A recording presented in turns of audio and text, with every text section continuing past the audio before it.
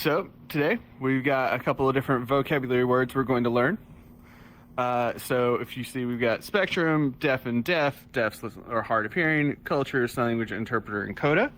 These are some major vocabulary words that are going to pop up throughout the community no matter where you're at.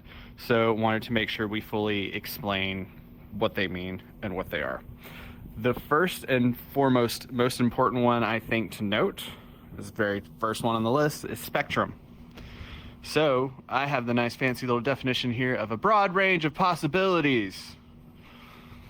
Really, the world, and especially for certain people in this room, the world of binary doesn't really work anymore. It's not anymore of this or that. It is very much a full spectrum of a little bit of this, a little bit of that. There's an entire, where's my picture? It's an entire line of possibilities, and you can be anywhere on that line. So a lot of things that we're going to talk about today is not black and white. It's not definitively this or that. It is a spectrum of different shades of gray. And I feel like it's very important to note that, to know there quite often is not necessarily a right or wrong answer. It's very subjective, individual to the person. This is a community of people. This is a language. There are language rules, but also sign language itself is very flexible. The identities we use have very blurred lines in them. There's all sorts of stuff that we're about to get into.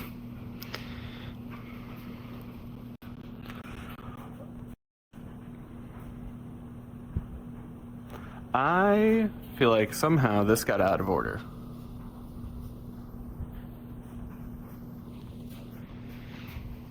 Or maybe I just put that one there because I'm like, that one needs to, okay. Sorry.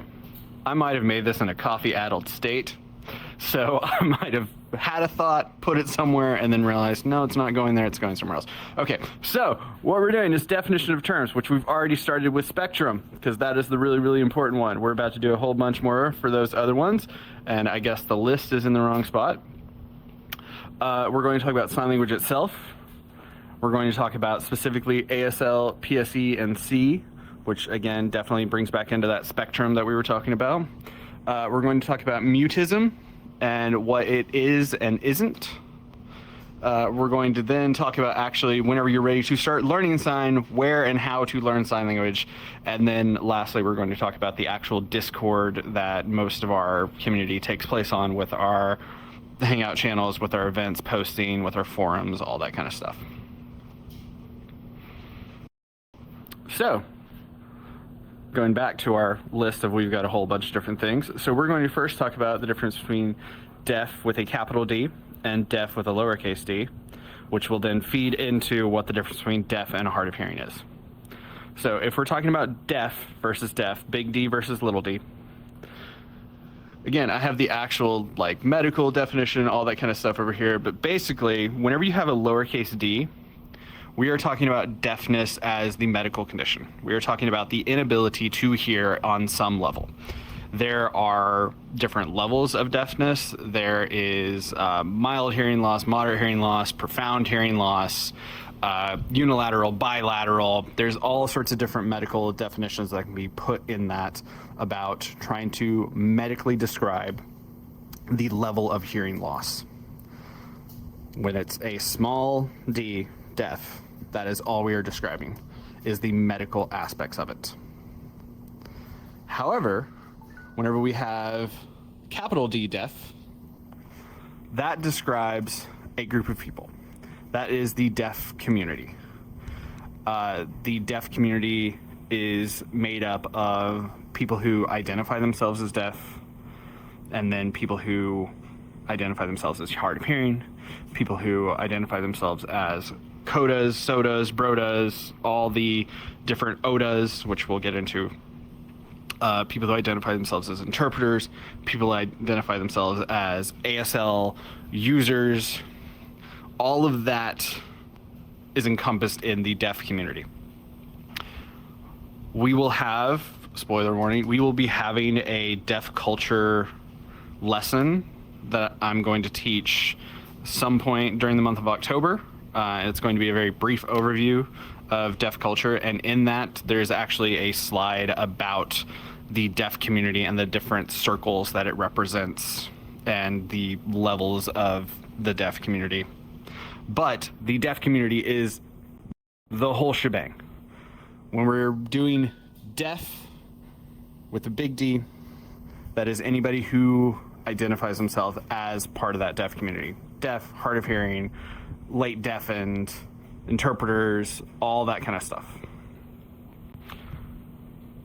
Now, getting into what is the difference between deaf and hard of hearing, that is again a cultural identity thing. So it is a spectrum. It is something that each person ascribes to themselves. They determine what their identity is, what their label is. So typically, the general rule of thumb is deaf is used for somebody who is completely profoundly deaf and completely reliant on sign language. And hard of hearing is someone who is much more able to access some level of hearing, access some level of speech, and typically uses that form of communication as opposed to sign language. Again, it is a spectrum, and it is each person's individual determination of what identity they choose to ascribe themselves. Just the general rule of thumb: deaf uses sign language, hard of hearing uses spoken language and residual hearing or amplification devices. But you can have a mix and match of everything. Now, when we get into what sign language is, so again, I have the nice fancy, looking at the wrong side of the board. So I have the nice fancy over here. A system of communication using hand movements, gestures, facial expressions to convey meaning. This is what we're all here to learn. This is what Helping Hands does, is we teach sign language. We teach you how to communicate using your hands and not your voice, not your ears, just your hands and your facial expressions, body language. It is an entire language. That is why it is sign language. It has its own grammatical structure, its own grammar rules, its own history, its own idioms, its own accents, regional dialects, all that. So we have sign language, and part of sign language is part of deaf culture. So culture is the shared characteristics and knowledge of a particular group of people encompassing language, religion, cuisine, social habits, music, and arts. Culture is everything that defines us as a group, something that we have a shared commonality in. For the deaf community, a lot of what we share as a community is the use of sign language. So that covers our language bit. We have specific etiquette, social norms. We have specific beliefs that we hold as a deaf community that are unique to the deaf community. Just like everything else, it is a spectrum. Just like every other identity, it is not a one and done. You have that one identity and you're not allowed to have any others. You can have multiple identities, multiple labels you put yourself under.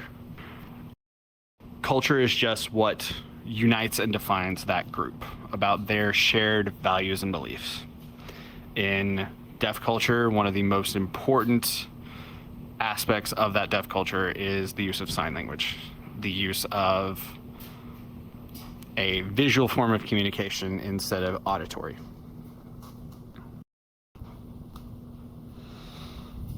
Now, part of the deaf community that are not themselves deaf is interpreters, people like me. So I'm a hearing person. I am not a coda, soda, boda, all the other things which we'll get into here in a second. I am just a hearing person who learns sign language. But I'm a person who has learned it to a level that I'm fluent, that I have gone to trainings, I have gotten a certification, I have done and put in the work to understand the deaf community, to gain that level of trust where they trust me to help them and provide that communication access that they need. this is my job. This is how I earn a living, is by interacting with the deaf community every single day. I have proven myself to be part of the community and accepted by the community to be that bridge to help them connect with the hearing community. That is something I did as a career. That is something that is a job. That is something that I have chosen to do. The other side of that is hearing people who they also can be both. I am not both, but there can be people who are both. The other side of that is people who are CODAs is the most common one. CODA is child of deaf adult. There's also SODA, sibling of deaf adult. I'm just having a brain fart. Hold on. CODA, SODA, child of deaf adult, sibling of deaf adult. Oh my God, I'm having a brain fart here. There's like a couple of different acronyms. Yes, another SODA, spouse of deaf adult, or PODA, partner of deaf adult. There is one thing that I've jokingly been called a NERDA, not even related to a deaf adult. These are people who typically, with CODAs is the most prominent one, so I'm going to focus on them. CODA is a child of deaf adult. That is a child who was born hearing but raised in a deaf world. Their parents were deaf. They used sign language growing up. It's their first language. It's their primary language at home. They are hearing. They can speak and hear, but they have a deaf culture from the get-go. These are also members of the deaf community who are not deaf themselves, but they are part of the deaf community. They grew up with it. They have put in the work. They have proven to be part of the community just by dint of being related to it and having it as their first language, their primary mode of communication, their primary culture. And again, they can have both. I know many interpreters who are CODAs. I know many CODAs who are not interpreters at all. There are tons of SODAs that I've met as siblings of deaf adults who have no desire to ever interpret. And I know ones that say, I've been doing it my entire life, and why not make it a job? It is just a hearing person. Both of these are hearing people who have been accepted into the deaf community and as part of that deaf community, even though they themselves are not deaf. Now, I got some important questions for you. So, sign language is universal, right? You learn sign language and you can talk to everybody, right? Nah. So, there is more than one different kind of sign language. So, just like spoken languages, sign languages have developed naturally. They have developed in isolation from each other or with mixes from each other, but they have not all developed together at the same time, at the same speed, in the same way. You can even look just at English as the English that we speak here in America. I say we because it's me. And then English that British people speak. It's still both English, but they also have very disparate elements, different accents, different grammar rules, different spelling rules. They have still developed independently from each other. They do share a common root, but they have developed independently of each other. The same thing with sign language. And as an example of that, American Sign Language and British Sign Language are completely different. Even though the spoken equivalent is both English, the sign language themselves are completely different. There are different regional accents of American Sign Language, of British Sign Language. There's also Korean Sign Language, Japanese Sign Language, German Sign Language, French Sign Language, all of which we teach here in Helping Hands. There's many, many other sign languages that we currently don't have teachers for, but are taught and used around the world. Sign language is not universal. There have been attempts to create a universal sign language, and thus far, none of them have ever worked. Just like people have tried to make a universal spoken language, it has not worked. Language is too tied to shared norms, shared cultural, shared values, shared meanings of importance of those words. Trying to make a universal sign language or a universal spoken language is almost impossible. There are attempts, there are certain versions that you can communicate more limited concepts in something that is universal, but there's far too much intricacies of a language to make a fully universal language as of yet. So we do not have a universal sign language. There are many, many different sign languages. However, I'm sure people have already heard about ASL, and they might have heard about PSE and C. So they're not on the list of sign languages. PSE and C are not on the sign language list because they are not sign languages. So American Sign Language is its own language. It is a language. It has its own grammar rules, its own vocabulary, its own structure, its own idioms, its own dialects. It meets all of the criteria for a language as defined by the whatever group it is that defines the language stuff. It's some, I believe it's some French language community. I honestly cannot remember it. It meets all the criteria for a language, though. It itself is a language. However, a lot of people who learn American Sign Language start from English. If we take just the English and you manually code, which means to just take each part of that word and put it into a sign, if we manually code English, we get C. All the way over here on this end of the spectrum. C is signed exact English. That means that every single part of the sentence in English is signed. It has its own separate sign. It is just English on your hands.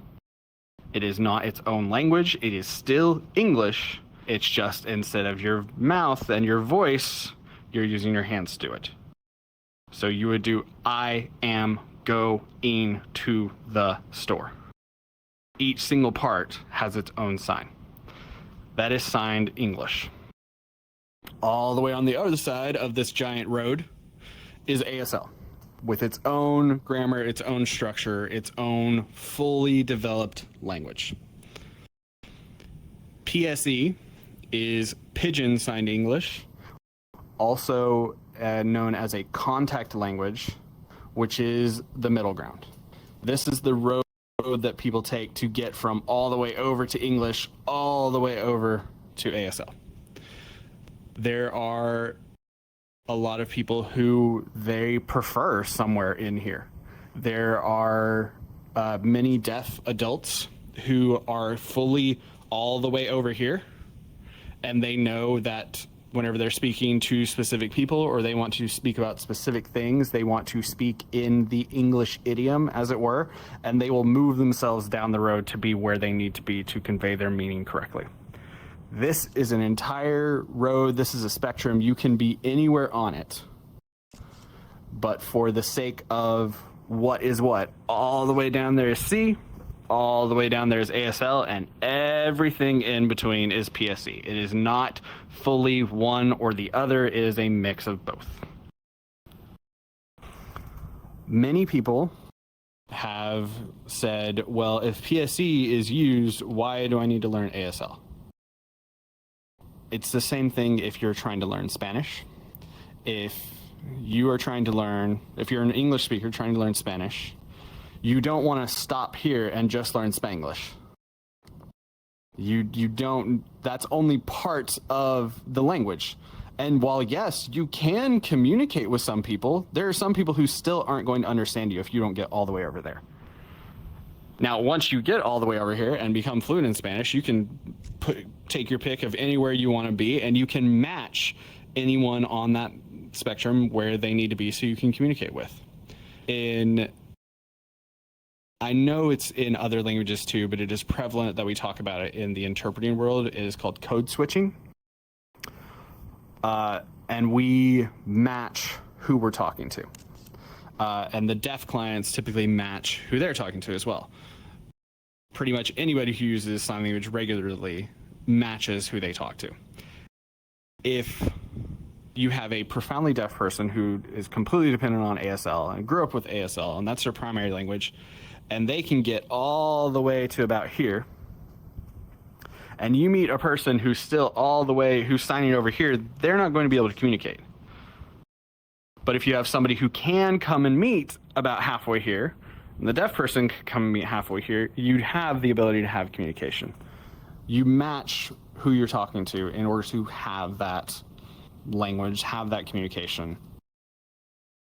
That is the goal, regardless of how it is. If you both can get to a common point on this spectrum, you can have a conversation. But if you only stop yourself here, you're not going to be able to talk to people who are over there and can't make it all the way over here. So when you're learning, the goal is to get all the way over there. But on that road, you're here on the PSE track.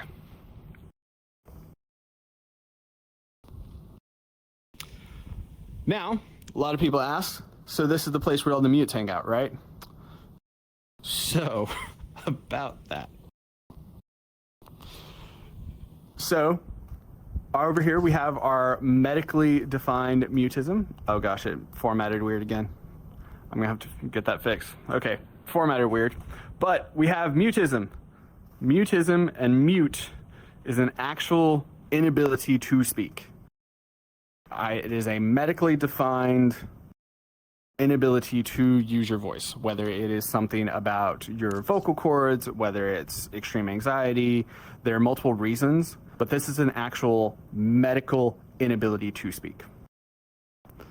However, we also have the people who just in VR don't want to use their voice, which is completely valid. I spent the first, 6-7 months of my time in VR. I never wanted to use my mic. It took me a long time to get used to and willing to speak. That is not mute or mutism or selective mutism. Those are medically defined terms, and medical professionals have to make that determination. This is just, I don't want to talk in game. And if you have anxiety and it makes it where you don't want to talk in game, that's perfectly fine. That is a fully acceptable way to interact with the world here. But the actual term mute, mutism, selective mutism, those need to be reserved for people who actually have the medical diagnosis. The people who do have those medical diagnoses have asked us to make that effort on their behalf to help educate and help people know, hey, sign language is great for people who both are actually medically mute and people who just don't want to talk in game. Sign language is absolutely fantastic. We have tons of people who come in to learn sign because they want to be able to communicate with their friends in VR without ever turning on their mic. It's perfectly fine. But the actual term mute, mutism, selectively mute, needs to be reserved for those who actually have the medical diagnosis, because it is a medical diagnosis. Over here, we have the people who just want to not talk. We do not have a specific term for them. It's very much a self-described, however you want to say it, as long as you're not calling yourself selective mute or mutism, anything like that. A lot of people just say, I don't want to use my voice in game. I play with my mic muted. I don't use my mic. All sorts of different ways. But the actual term, again, mutism, selective mutism, please reserve that for the people who actually have the medical diagnoses. So, that's all the bad stuff out of the way. Here's all the crazy information I'm possibly throwing at you right now. So here's where we're going from here. If you want to learn sign language, if you see people signing and you don't know what you can do, here's how you're going to be able to talk to them.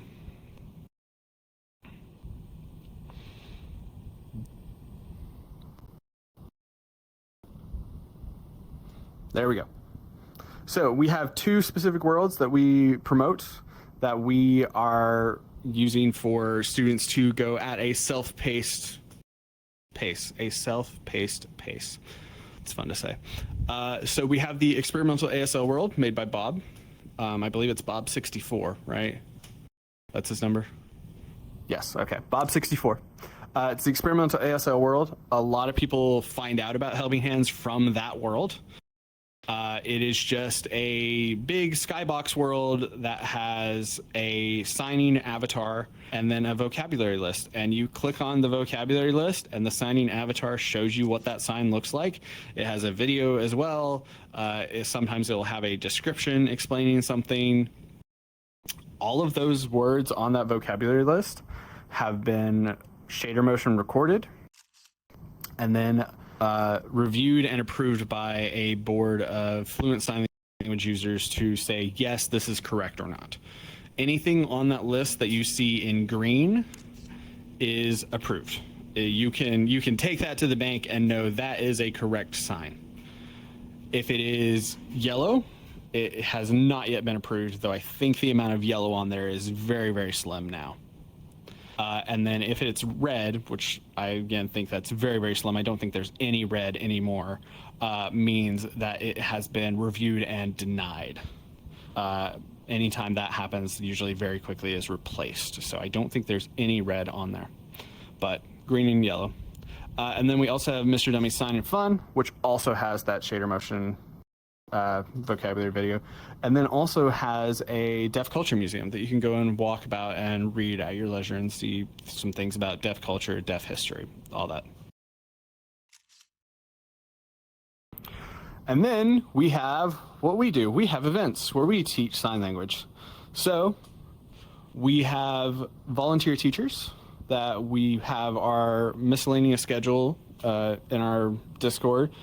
That shows the schedule. I know right now the bot that posts the schedule in the Discord is broken. So right now it's just a link to the website, but you can go on, click that link. It opens up the website, which automatically converts to your time zone and tells you the list of upcoming events. The event will be posted in the Discord. Anybody who has that role will get pinged. So if you have ASL events, you'll get the ASL pings. If you have BSL, you get the BSL pings.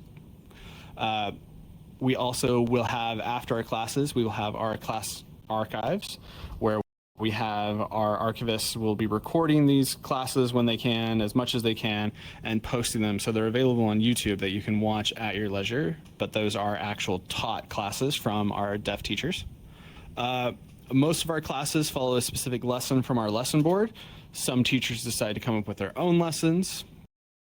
They are just determined by the teacher what they want to teach, how they want to teach. You can try out all the different teachers and see which one matches your schedule, which one matches your style of learning, all that kind of stuff. Our teachers, though, want to clarify, our teachers, with the exception of one, none of them are IRL certified teachers. They are not certified under any sort of board or licensure. This is all volunteers based on people that the community has picked, vetted, approved, and said, yes, they are well enough to be our volunteer teachers. The requirements for our teachers are they must be, actually, hold on.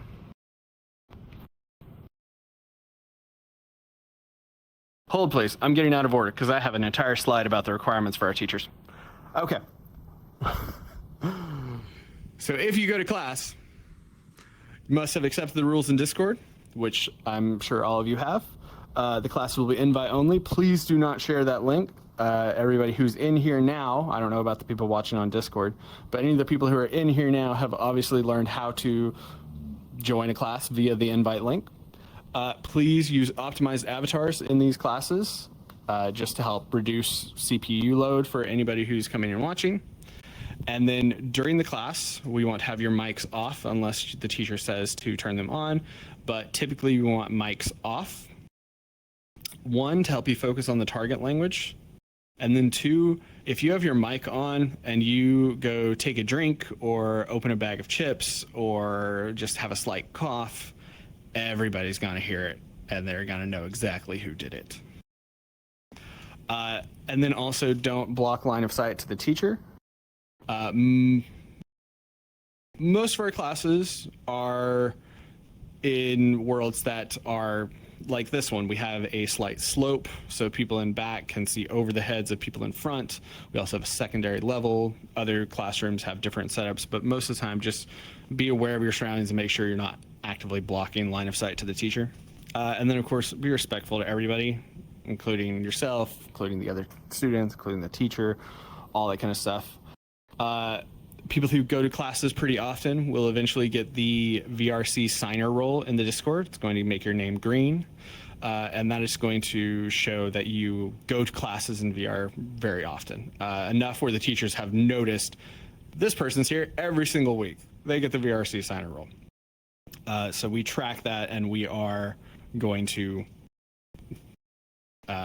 put the VRC signer role on people based on that. Attendance is not mandatory. It's not required, but again, it is tracked and it is encouraged because this is a language. It is a use it or lose it skill. If you go to classes every day for 2 months and then you take 6 months off, you're going to lose pretty much every single bit of anything that you've learned. This is a constant use it or lose it skill. Okay, now our qualifications for our teachers. Again, sorry, out of order. I was in a coffee-addled state whenever I was making this. So the teachers, the way we pick them is they must be fluent in the language they are teaching. They must have cultural competency, good communication skills, and be professional. They are not certified under any board or licensure. They are picked by the Helping Hand staff with considerations from fluent members and our mods. We have one teacher, I believe, who is an actual IRL sign language teacher themselves. And they also teach in VR for us, and we're very thankful to have them. Everybody else has just expressed interest in being one of our teachers, and the mod team, fluent members, staff team have observed, figured out, yes, we think they have good professionalism, good communication, they're fluent, they're cultural. Okay, we're going to give them a test run. We let them do a test trial run where we let them do test classes, and we have observation happen, we have feedback, and then a vote is made of yes, we can approve them to be our teacher or not. That is our process for hiring on teachers. But again, we don't have, just because of the nature of VR and the fact that it's international and it's VR, we're living in a video game. We don't have a overarching oversight board or licensure system. So we're just doing the best we can and trying to pick people that we think would be good representatives for our community and good teachers for our students.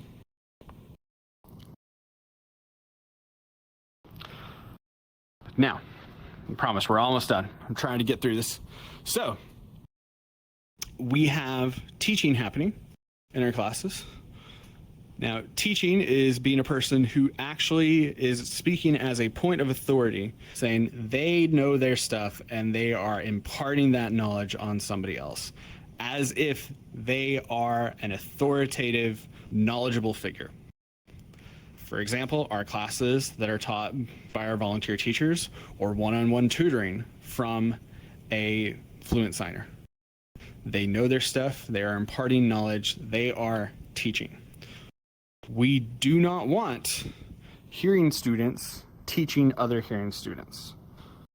We have seen so many times that hearing students will learn sign language for 6 months and say, I'm qualified to teach, I'm going to go teach all my friends sign language. And the deaf community looks at that and sees it and goes, your heart is in the right place. You're trying to do a good thing, but you don't actually know sign language. You've only been doing this 6 months. You're doing all these things wrong. You are teaching the wrong things because you don't know any better. We want to leave teaching to people who are fluent and know what they're talking about. So if you're a hearing person, please do not teach other hearing people. However, that is not to say we don't want you doing collaborative learning. Collaborative learning is something that hearing people can do with other hearing people. This is, you are not speaking as a point of authority. You are not trying to teach somebody else. You're trying to show somebody something that you are fairly confident in, and you are still knowledgeable and cognizant of the fact that you are not an expert on this, and know when to use those resources of people who are experts. For example, saying you're in a class with somebody else and you're hanging out before class and you're like, oh my God, I just learned this new sign the other day. Let me show you. And that's just showing somebody a new sign. That is not saying, I know 100% sure this is the sign and I'm teaching you. It is, I'm a student on the same level as you. I learned a new sign. I thought it was really, really cool. Let me show you. And you have that contextual understanding that you are both students. You could be wrong, but you also could totally be right, and you're just showing each other these cool signs. If you are a student who's been doing this for a long time, and then you have a friend who one day says, hey, you're always hanging out with the sign language people, show me a little bit of the sign language stuff. And you're like, of course, cool. Let's go to the experimental ASL world, and I'm gonna help you learn the ABCs. And then we're gonna sit there and we're gonna look at the vocabulary board together. That is collaborative learning. You are not teaching them yourselves. You are not acting as an authority.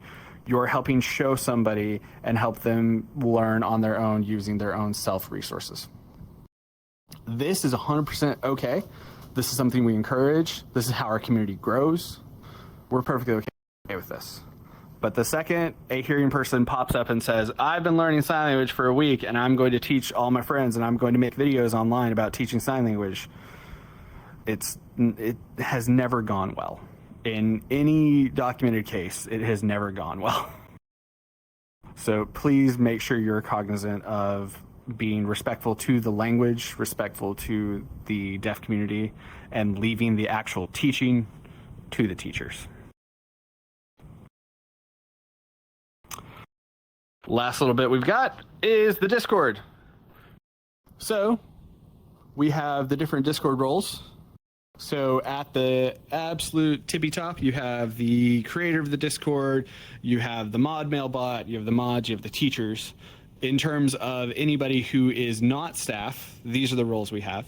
So anybody who has the fluent role, their name's going to be purple.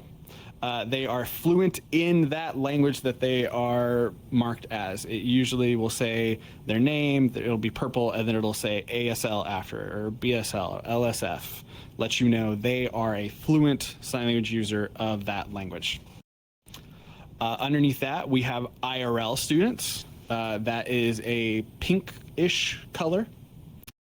Those are students who are actively taking sign language classes in real life. Sign language, unfortunately, has lots of limitations in VR. So even though we are teaching and using sign language in VR, there's a lot of things that we can't do in VR. And we can't really teach about them because we can't use them in VR, like facial expressions. Even with face tracking, you are still missing a lot of important bits of sign language just because we can't fully replicate the face as accurately as we need to. However, those IRL students are getting that knowledge. They are getting that exposure to the full breadth of sign language. So we have those marked. Those are the ones who are actively taking sign language classes in real life. They have knowledge of real sign language students. Underneath that is our VRC signers. Those are the ones who have been coming to classes in VR for a long time. Those are ones that we recognize. These are students who know their stuff in VR pretty well. You can always talk to them as somebody saying, hey, I just started. I'm kind of nervous about going to classes. How do I get started? And you see somebody whose name's green pop up and start saying, you need to do X, Y, Z. This is how you do it. You can trust them. And on the next slide, I'm going to talk about how it doesn't matter what color green, because we have two different kinds of green now. But still, that VRC signer, the light green, they're the ones who have been coming to classes in VR for a long time. They know how our classes work. They know what they're doing. Now, the other green we have is community guide. In fact, we have a community guide here with us right now. Say hi, Merk.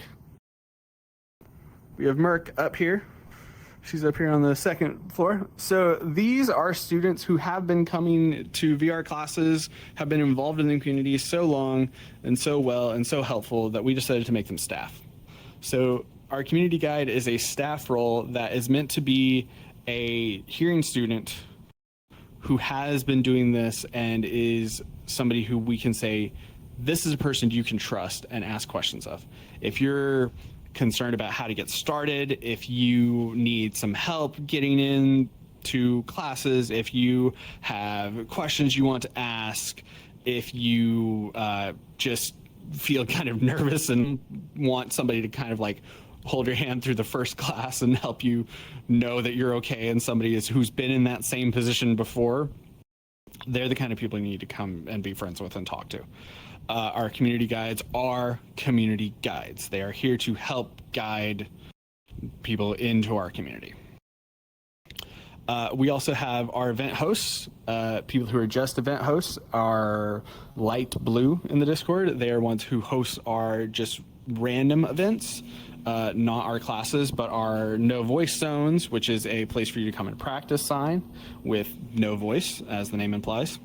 And then our game nights, we also occasionally would have movie nights. Those have kind of been on hiatus for a while, but we might be having them back again pretty soon. Those are just other random events, but we have our hosts who do that. We have our, I guess it should be here as well. We have our teachers. Those are the yellow ones. Those are the ones who actually teach classes. They had their whole slide. We also have our dev team. Those are, what color is that? Mauve? I really don't know what specific color. It's purplish, reddish, burgundy? I'm not 100% sure. I'm not a color theorist. That color is our dev team. Those are staff members who make worlds for us, make avatars for us, who do art for us. Those are people who are staff members doing art in some medium for us. And then we also have our mod team, and those are the ones who are in orange. They're the ones who are doing the stuff behind the scenes, dealing with internal matters, dealing with community outreach with other communities, dealing with the like bigger picture aspects. They're also the ones who do any sort of things with mod mail. If you have any sort of problem that pops up and you feel you need to talk to a admin, you can message the mod mail bot and it will send it to the mod team, where we're able to reply to you and have everything processed from there. So they're the ones who deal with all that stuff. They're the ones who, again, deal with the behind the scenes random stuff. Our teachers are the ones who are dealing with the in front of the scenes, actually teaching the classes and interacting with the community more than anything. Our mods are the ones doing the inner workings of everything. So, what we've done today is we did a definition of terms, even though I somehow got it out of order. We talked about sign language itself. We talked about ASL, PSE, and C. We talked about mutism, what it is and isn't. We talked about where and how to learn sign language in VR. And then we also talked about our Discord roles and our rules. So, with that said, it is now open up for any sort of questions y'all have. Anything I did not cover that you have burning questions, bring it on.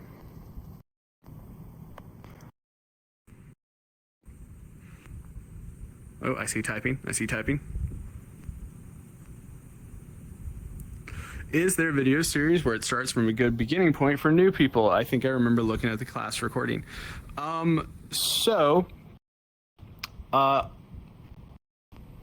It's not, I don't believe it's organized in any specific way.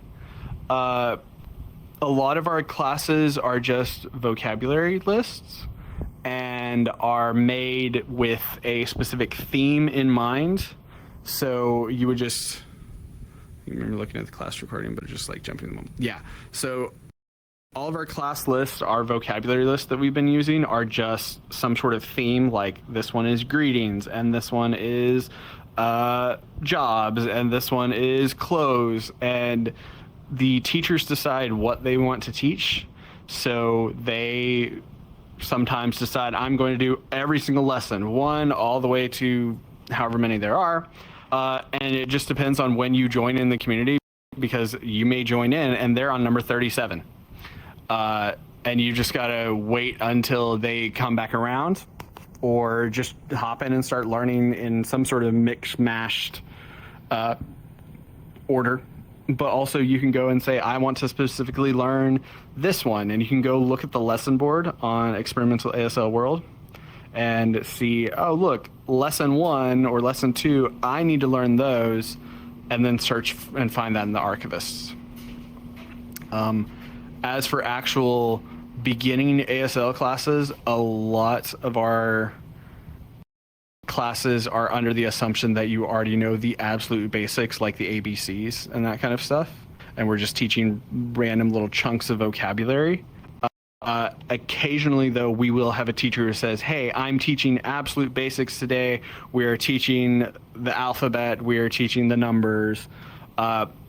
It's all just based on what each teacher wants to do.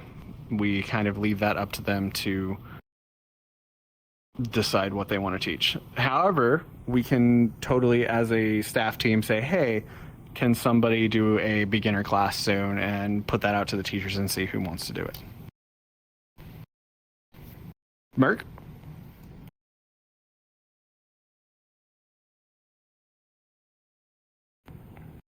Oh. Okay, apparently Merc says DM has recently started up his classes, and he's starting off with very, very basics. So check out DM's classes. Commander, have you been able to record DM's classes?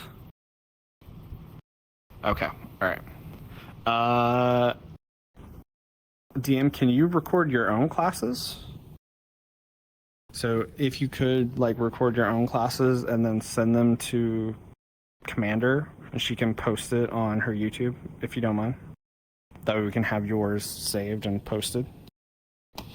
All right. Any other questions? The otter.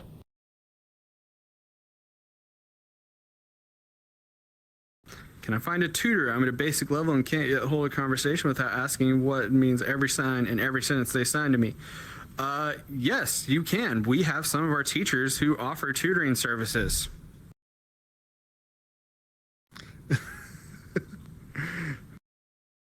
DM offers tutoring services. So, yeah, I believe it's on his Discord bio, right? Yeah, so if you find him on the Discord and click his bio, he has information about his tutoring. You can sign up with him and message him and all that. All right, other questions? Going once? Question. I see a hand. I see a hand in typing.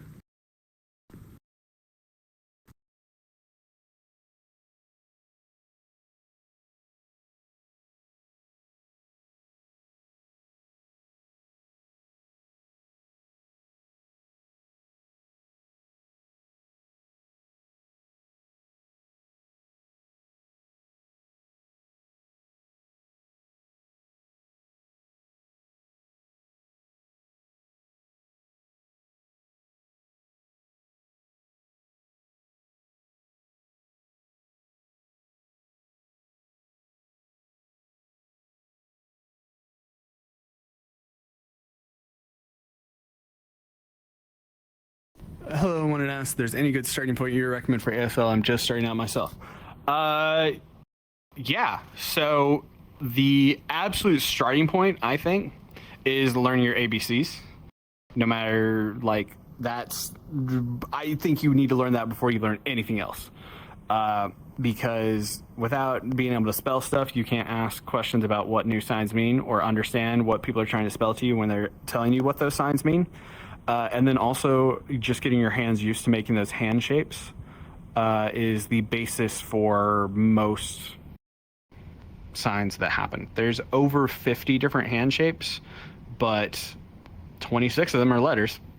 Well, kind of, because Z is just a D hand shape in a different position. Anyway, but learning those hand shapes for your spelling is first and foremost first thing to start with.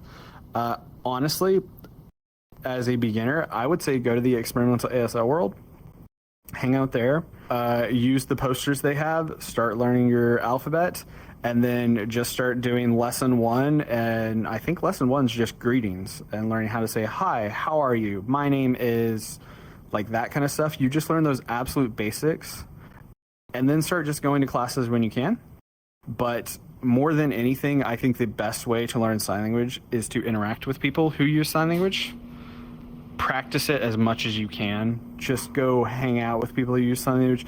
Go hang out in the experimental ASL world and find people who, if there's anybody who has a banner over their head of any kind, it'll tell you like what level, what language they're fluent in or anything like that. But if you find somebody who has that banner, just go and talk to them in the experimental ASL world.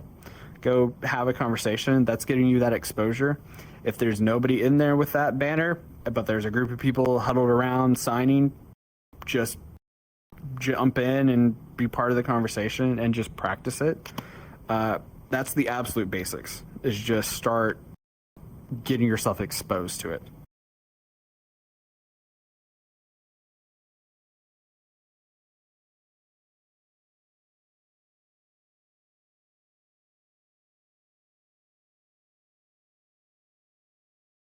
Of course. All right. I see Otter's typing again. Does anybody else have any other questions while he's typing? They're typing.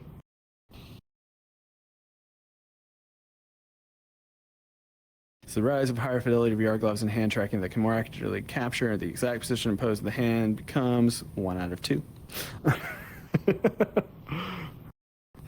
Becomes more available. Can that change the path of VR sign language, or has it already changed it? Yes, it can change it.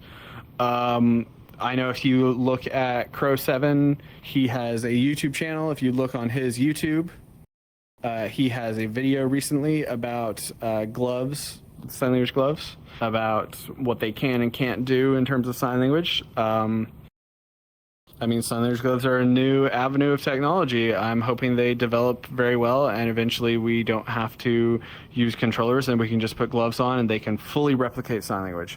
But it is a new technology, so it's going to take time to get there. All right, Otter, are you okay? Oh, okay. All right. Oh, wait.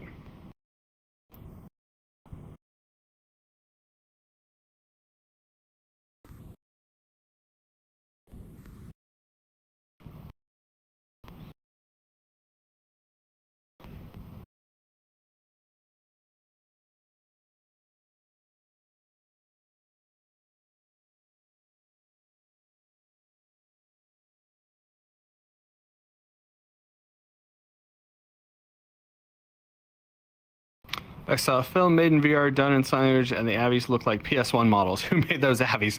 I'm pretty sure the ones you're talking about were made by Danny, right? The PS1 avatars. Yeah, that's Danny. Yeah, Danny. It's like DANYY 59. Yeah, 59. Okay. You can find him in the Discord or find him on VR. DANN. I think it's DANYY. Right? You know how to spell it? DANYY 59. Yes, DANNY 59. That's it. You're welcome. All right. Any other last questions? Going once. Going twice. I see typing. No? Yes? Typing? Spot 0? Typing? Nope. Okay. Going thrice. Gone. We are done. As is tradition with all of our events, at the end of our event, we go take a picture. So everybody go get in front of that Helping Hands logo, and we're going to take a nice big photo.